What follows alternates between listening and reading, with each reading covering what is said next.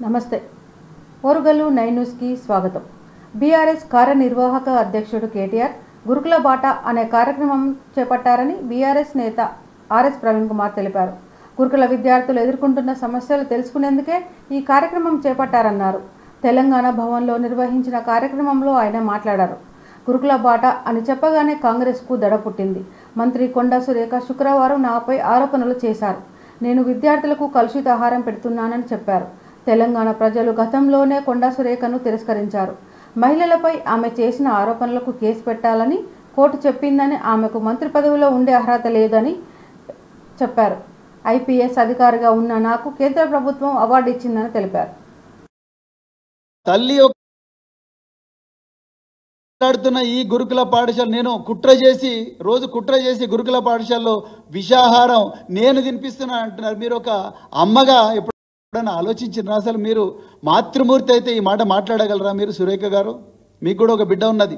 ఒక తల్లి ఒక తండ్రి తన సొంత బిడ్డలను విషం పెట్టి చంపుతాడానండి? మీరు ఎట్లా నేను నా సొంత బిడ్డలను వదిలేసి ఈ 2 లక్షల మంది బిడ్డలు నా బిడ్డలు అనుకొని నేను నా పిల్లలను వదిలేసి ఈ పిల్లలందరి చుట్టూ తిరిగిన నేను ప్రతిరోజు కూడా ఆరాటపడ్డా. నేను 9 సంవత్సరాలు ఆరాటపడ్డా.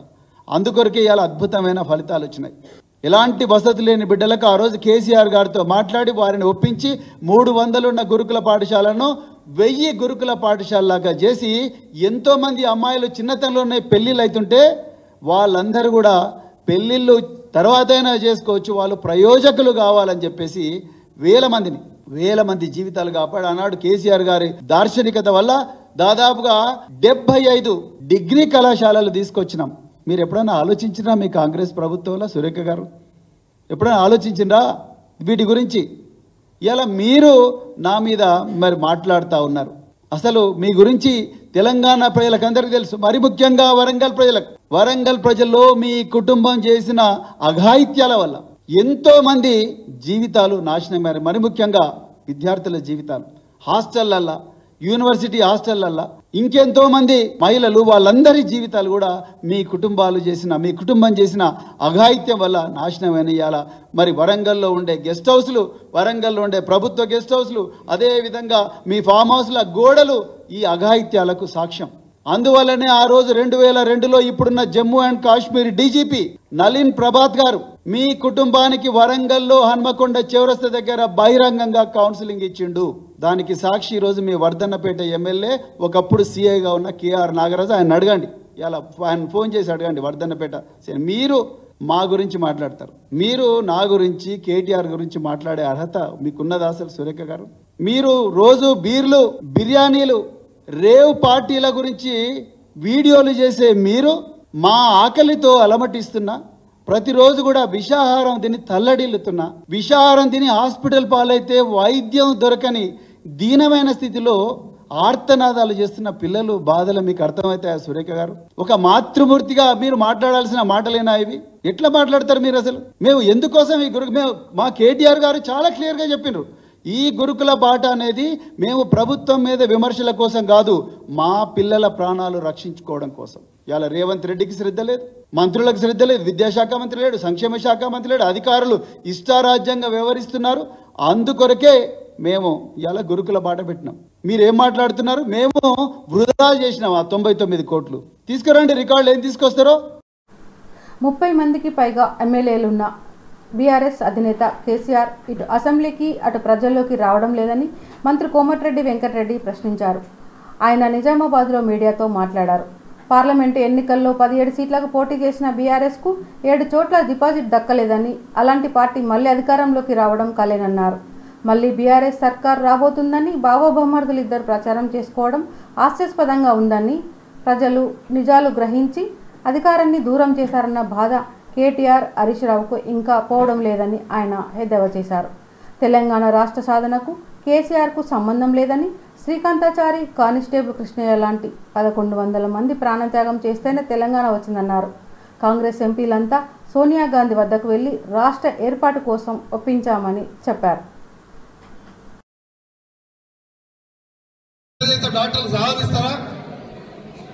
ఆయన మంచం మీద పండుకొని గడ్డ పెట్టుకొని ఇప్పుడు మామూలు పండుకొని పెద్ద మనిషి దీక్షా దివస్ అంట. ఆయన ఇప్పుడు దీక్ష చేసిందంట దాని తెలంగాణ వచ్చిందని చెప్పి అదొక పెద్ద జోక్. అది ఖమ్మం హాస్పిటల్లో ఉండి చూసి తాకినోడు, నిమ్స్ హాస్పిటల్లో ఉండి గ్లూకోజ్ తీసుకొని ఇంజక్షన్ తీసుకొని దొంగ దీక్ష చేసి మా గోన ప్రకాశ్ రావు నడితే మొత్తం చెప్తాడు. డాక్టర్ల దగ్గర రిపోర్ట్ తీసుకుంది. హాస్పిటల్లో ఉండి ఎవడో దీక్ష చేస్తాడా? ఎవడన్నా హాస్పిటల్లో దీక్ష చేస్తే డాక్టర్లు సాధిస్తారా? వీళ్ళ కొడుకు అల్లుడు ఏమంటాడు? మా మామ మా నాయన సావు నోటు తలకాయ పెట్టేవాళ్ళు, సావు నోటు తలకాయ పెట్టేవాళ్ళు హాస్పిటల్ దీక్ష చేస్తాడా? అంగన్వాడీ కేంద్రాలకు చేసే పాల సరఫరాలో ఎటువంటి గ్యాప్స్ లేకుండా పటిష్ట చర్యలు తీసుకోవాలని మహిళా శిశు సంక్షేమ శాఖ మంత్రి సీతక్క ఆదేశాలు జారీ చేశారు. మారుమూల ప్రాంతాల్లో అంగన్వాడీ కేంద్రాలకు సకాలంలో పాల సరఫరా జరగాల్సిందేనని స్పష్టం చేశారు. పోషకాహార తెలంగాణ లక్ష్యంగా ప్రభుత్వం అమలు చేస్తున్న ఆరోగ్య లక్ష్మి పథకంపై మంత్రి సీతక్క శనివారం నాడు సచివాలయంలో తన చాంబర్లో సమీక్షా సమావేశం నిర్వహించారు. అంగన్వాడీ కేంద్రాలకు జరుగుతున్న పాల సప్లైపై మహిళా శిశు సంక్షేమ శాఖ కార్యదర్శి అనితా రామచంద్రన్, డైరెక్టర్ కాంతి వెస్లీ ఇతర ఉన్నతాధికారులతో కలిసి మంత్రి సీతక్క సమీక్షించారు.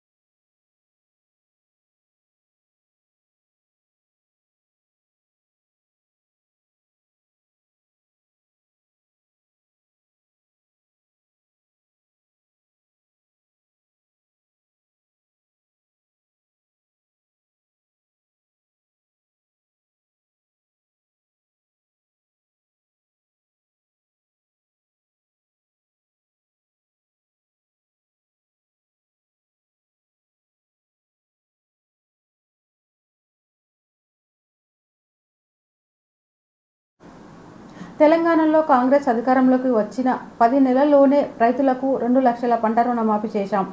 దేశంలో గతంలో ఏ ప్రభుత్వం ఈ విధంగా చేయలేదు. దీనిపై ప్రధాని మోడీ, మాజీ సీఎం కేసీఆర్ చర్చకు సిద్ధమా అని CM Revanth Reddy open challenge చేశారు.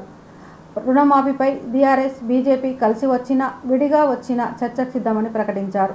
ప్రజాపాలన, ప్రజా విజయోత్సవాల్లో భాగంగా 3 రోజుల పాటు మహబూబ్నగర్లో ప్రభుత్వ రైతాంగ పండుగ కార్యక్రమం నిర్వహించారు. ఇందులో భాగంగా శనివారం రైతుల పండుగ ముగింపు వేడుక నిర్వహించారు. ఈ కార్యక్రమానికి సీఎం రేవంత్ రెడ్డి ముఖ్య అతిథిగా హాజరై ప్రసంగించారు. గత బీఆర్ఎస్ ప్రభుత్వం ఎన్నికల ముందు ఓఆర్ఆర్ అమ్మి రుణమాఫీ చేసిందని, బీఆర్ఎస్ రూపాయలు 11,000 కోట్ల రుణమాఫీ చేస్తే అందులో 8,000 కోట్లు మిత్తికే పోయాయని విమర్శించారు. తెలంగాణ ఎప్పటికీ కూడా మొదటి స్థానంలో ఉండాలి. తెలంగాణ ఫస్ట్ ఉండాలి. తెలంగాణ వ్యవసాయంలో మొదటి స్థానం ఉండాలి. నిలబెట్టి భారతదేశం గర్వించదగ్గ రైతులుగా తయారు చేసి మన రేవంత్ అన్న నిగ్గదీసి అడిగే మునగాడు, వీడు భూమిన వానైతాడు, బీద సాదల ధైర్యం వీడు, దొంగ దొరల భరతం పడతాడు. మన రేవంత్ అన్న పేద ఇంటికి పండుగ తెస్తాడు. సోనియమ్మ దివెనతోని రాహులన్న సైనికుడయ్యి పెద్ద కొడుకై యుద్ధం చెయ్య సిద్ధమాయే రేవంత్ అన్న. 3 రంగుల జెండా పట్టి సింగమోలే కదిలినాడు, ఒక్కరో కాంగ్రెస్ సూర్యుడు. మన రేవంత్ అన్న నిగ్గదీసి అడిగే మునగాడు.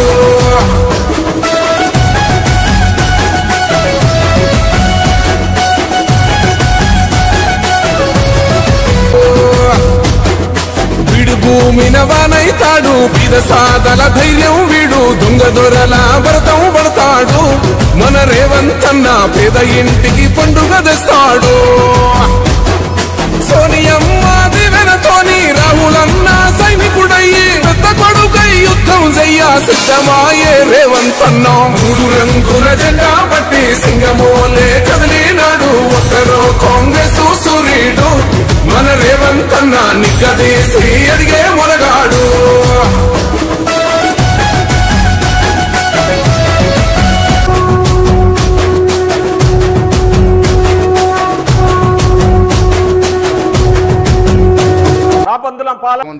సీతక్క గారు అంటే ఏమి చేయకపోగా పాలమూరు ఈ జిల్లాని ఎండబెట్టి ఎడారిలానే ఉంచావు తప్ప ఏమీ చేయలేదు. ఒక ఆయన అంటాడు, నేను రోడ్డు మీద పోతాను, ధాన్యం కొనుగోలు చేయట్లేదు అంటాడు. ఎక్కడ ధాన్యం కొనుగోలు చేయట్లేదు? పకడ్బందీగా అత్యంత ప్రణాళికాబద్ధంగా కొన్ని వేల సెంటర్లో ధాన్యం కొనుగోలు సెంటర్ని ఐకేపీ సెంటర్ల ద్వారా ప్రారంభోత్సవం చేయటమే కాకుండా మీలాగా నెలల తరబడి డబ్బులు ఇవ్వకుండా వారం రోజుల్లోనే వాళ్ళ ఖాతాలోకి డబ్బులు వచ్చేటట్టుగా కూడా చాలా స్పష్టంగా ఈనాటి ప్రభుత్వం చేసి ముందుకు పోతాం.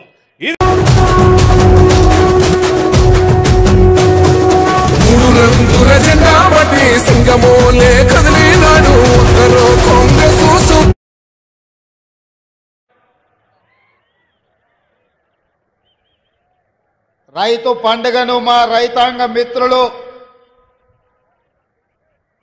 వ్యవసాయ శాఖ మంత్రి గారు 7 మంది బారులు దీరి సీమల దండై దొరల గడీలను కుప్పగూల్చి ప్రజా ప్రభుత్వాన్ని తేవడానికి పోలింగ్ బూతుల్లో 92 లక్షల ఓట్లు కాంగ్రెస్ పార్టీకి సోనియమ్మ నాయకత్వానికి అండగా నిలబడి ఇవాళకి సరిగ్గా సంవత్సరం పూర్తి చేసుకున్నాం.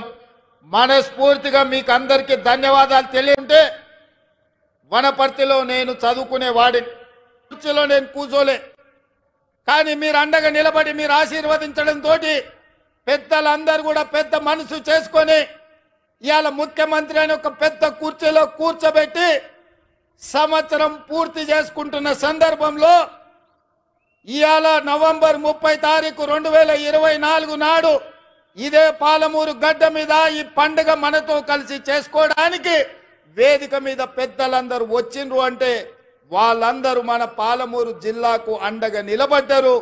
ఇది మనకు ఒక గొప్ప అవకాశం అని నేను చెప్పదలుచుకున్నా.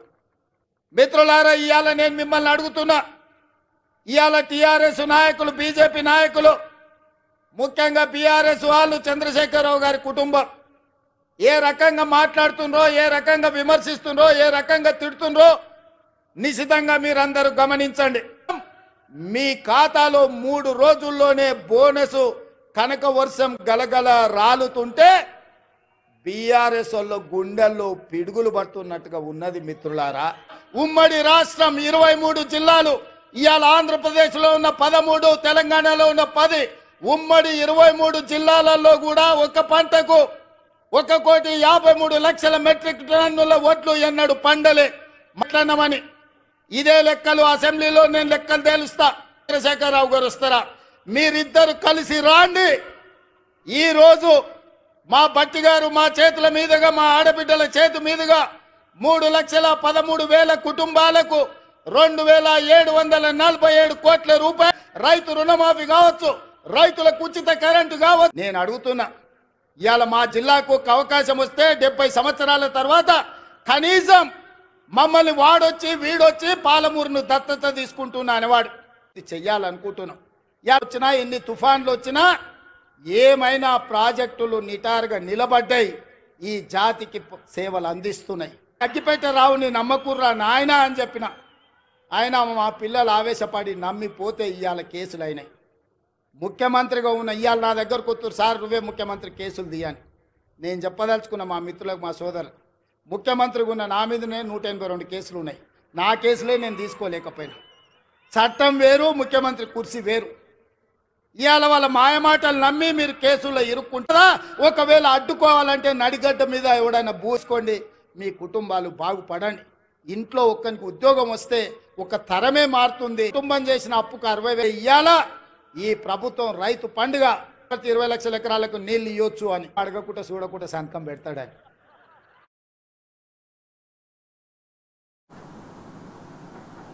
బాలలు సోషల్ మీడియాకు ఎంత దూరంగా ఉంటే అంత మంచిదని, అందుకే సోషల్ మీడియాకు దూరంగా ఉండాలని వరంగల్ ఎంపీ కడియం కావ్య అన్నారు. శనివారం హన్మకొండలోని కాళోజీ కళాక్షేత్రంలో బాలల హక్కుల వారోత్సవాలను పురస్కరించుకొని జిల్లా స్థాయి బాలల దినోత్సవ వేడుకలను పిల్లలు, మహిళలు, దివ్యాంగులు, వయోవృద్ధులు సంక్షేమ శాఖ హన్మకొండ జిల్లా ఆధ్వర్యంలోని కార్యక్రమం నిర్వహించారు. ఈ కార్యక్రమానికి ముఖ్య అతిథిగా హాజరైన వరంగల్ ఎంపీ కడియం కావ్య మాట్లాడుతూ, ఈ సంవత్సరం బాలల హక్కుల బాలల భవిష్యత్తు కొరకు బాలల హక్కుల కొరకై నిలబడదామని తెలియజేస్తూ, బాలలకు హెల్త్ అండ్ సేఫ్టీ గురించి చైల్డ్ హెల్ప్ లైన్ 1098 సేవలను సద్వినియోగం చేసుకోవాలన్నారు. అందరూ బాలలు సోషల్ మీడియాకు దూరంగా ఉండాలని కడియం కావ్య అన్నారు.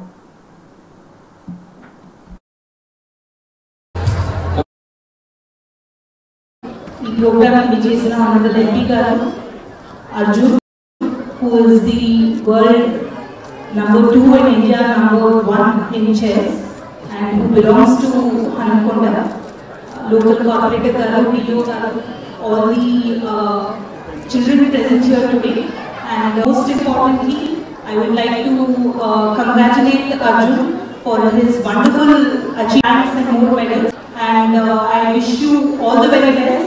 I wish you belated Varangal West Rajendra Reddy Annagari Collector Ma'am 14 November నుంచి 28 November వరకు children year ఒక థీమ్ ఉంటుంది. ఈ ఇయర్ థీమ్ అంటే for every child they right, అంటే ప్రతి ఒక్కరికి వాళ్ళ రైట్స్ ఉంటాయి పిల్లలకి.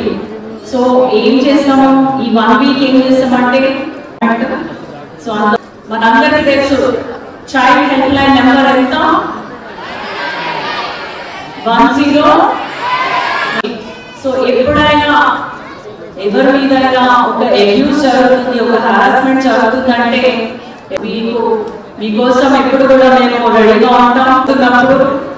Please take your friends, teachers లేదా పేరెంట్స్, వీళ్ళందరికీ కూడా చెప్పుకోలేము అనుకున్నప్పుడు 1098కి చెప్పండి. Definitely you will be in safe hands. ఎందుకంటే మన బాల్యం ఎలా ఉంటుందో, ఎంత సేఫ్ గా హ్యాపీగా నడుస్తుందో, మన మిగతా లైఫ్ అంతా కూడా అంతే హ్యాపీగా నడుస్తుంది. అందరికీ కూడా all the best, my best wishes and blessings. అణగారిన వర్గాలకు అండగా ఉండటమే తమ ప్రభుత్వ లక్ష్యమని ముఖ్యమంత్రి చంద్రబాబు నాయుడు అన్నారు. అనంతపురం జిల్లా నెమల్కల్లులో పింఛన్ల పంపిణీ అనంతరం ఏర్పాటు చేసిన గ్రామ సభలో సీఎం ప్రసంగించారు. రాష్ట్రంలో 64 లక్షల మందికి పింఛన్లు ఇస్తున్నామని తెలిపారు. దేశంలో పింఛన్లు ఎక్కువగా ఇచ్చే రాష్ట్రం మనదే. పింఛన్ల కింద 5 నెలల్లో 18,000 కోట్లు ఇచ్చాం. పింఛన్లు ఏప్రిల్ నుంచి ఇచ్చాం. పింఛన్లు 3 నెలలకోసారి తీసుకునే సౌకర్యం కల్పించాం. లబ్ధిదారుల్లో కూలీలు, కార్మికులు ఉన్నారనే ఇలా ఏర్పాటు చేశాం. ప్రజల్లో ఆనందం శాశ్వతంగా ఉండాలని కోరుకుంటున్నాం. అనంతపురం జిల్లా అంటే నాకు ప్రత్యేక అభిమానం. రాయదుర్గం వెనుకబడిన ప్రాంతం. ఈ నియోజకవర్గం ఎడారిగా మారకుండా చర్యలు తీసుకున్నామని సీఎం అన్నారు. చాలా చాలా సంతోషంగా తీసుకుంటామని చెప్పి కూడా నేను మీకు తెలియజేస్తున్నాను. ఇప్పటికే 50 లక్షల మంది బుక్ చేసుకున్నారు. ఇంకా మిగిలిన అర్హులందరికీ ఈ గ్యాస్ ఇచ్చే బాధ్యత మేము తీసుకుంటాం. 2684 కోట్ల రూపాయలు దీనికి ఖర్చు అయ్యే పరిస్థితి వస్తుంది. ఇంకా ఎక్కువైనా పర్వాలేదు కానీ ఇస్తామని చెప్పి కూడా నేను మీకు తెలియజేస్తున్నా. ఇంకో పక్కన టైటిలింగ్ యాక్ట్ రద్దు చేశాం. వచ్చారు తయారవుతున్నారు. ఎత్తండి, చూపించండి మీ ఫోన్లన్నీ. అందరి దగ్గర ఫోన్లు ఉన్నాయి. రేపు రాబోయే రోజుల్లో మీరు ఏ ఆఫీసుకి పోయే పనే ఉండదు. ఏ పని కావాలన్నా మీ సెల్ ఫోన్లో ఒక మెసేజ్ పెడితే మీకు అర్హత ఉంటే కరెక్ట్గా ఇచ్చారా, ఎవరన్నా లంచం తీసుకున్నారా చేసి మనకు వచ్చే డబ్బులు కూడా రాకుండా చేస్తే అవన్నీ కూడా ఇక్కడి నుంచి ఒక్క బనానా ఎక్స్పోర్ట్ చేస్తున్నామంటే ఊరికి వచ్చినప్పుడు నేను ఒక ప్రోగ్రామ్ ఇస్తున్నాను కలెక్టర్కి. దగ్గర 759 కుటుంబాలకి సోలార్ ప్యానెల్స్ పెట్టుకునే అవకాశం, అది శాంక్షన్ చేస్తే ఈ అవసరం నేను ఆలోచించడమే కాకుండా మంత్రులు, ఎమ్మెల్యేలు, ఎంపీలు, కలెక్టర్లు, అధికార యంత్రాంగం. ఇంతటితో ఈ వార్తలు సమాప్తం. మరిన్ని వార్తలతో మళ్ళీ కలుద్దాం. చూస్తూనే ఉండండి ఓరుగల్ 9 న్యూస్ ఛానల్.